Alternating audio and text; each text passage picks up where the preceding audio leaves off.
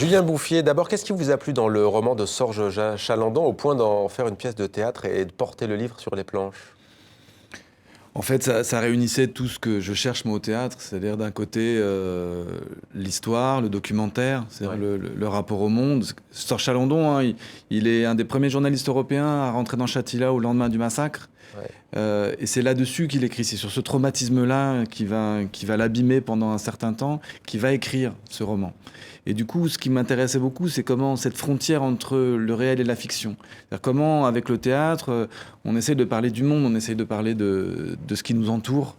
Et donc, il me semble que Sorge Chalandon parlait de ça très, très précisément.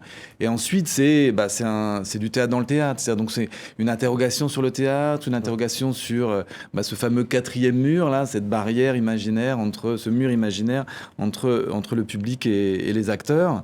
Mais c'est ce mur de la fiction, c'est ce mur, du coup, quand on fracasse, qu'est-ce qu'il y a derrière? Il y a la vie, il y a avec, du coup, la scène comme une sorte de refuge aussi. Tout à l'heure, on parlait du film de Neji Belkadi, à savoir le cinéma comme le champ de tous les possibles, justement, y compris dans des pays dirigés par un homme autoritaire. Là, la scène, elle prend les caractéristiques d'un refuge, au fond. Bien sûr, puisque c'est donc des gens qui essayent au milieu de la guerre de monter un spectacle, de monter l'Antigone d'Anouilh, alors qu'elle est palestinienne, lui est phalangiste.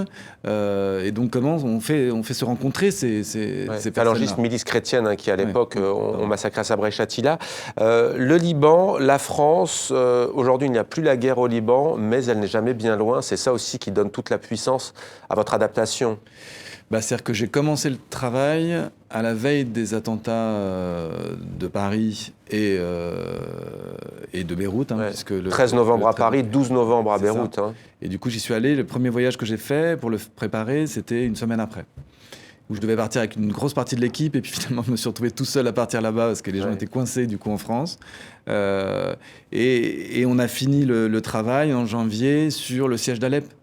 Donc, pour moi, c'est deux points évidents qui ont nourri le travail, qui l'ont complètement influencé et qui nous ont chargés, nous, et questionnés. Sur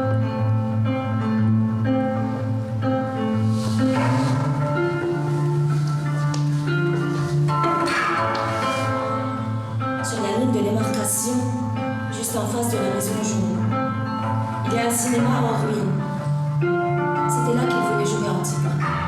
C'est quoi la maison jaune? L'immeuble Balakat, si tu préfères. C'est un avant-poste stratégique. De ses 3 étages, les phalangistes contrôlent tout le secteur. Il a des tireurs à chaque fenêtre. Si tu arrives sans prévenir, tu meurs. Je suis ici pour parler de votre frère, pas de la guerre. T'as des enfants? Une fille, Louise. Ici, nous nous battons pour des valeurs qui sont les vôtres. En fait, chaque fois que je remonte là-haut, à mon poste, chaque fois que j'ouvre le feu, c'est Louise, ce que je défends. La loi est d'abord faite pour toi, Antigone. La loi est d'abord faite pour les filles de roi. Si j'avais été une servante en train de faire la vaisselle, quand j'ai entendu lire, il a dit... Je serais sortie avec mon tablier pour aller enterrer mon frère.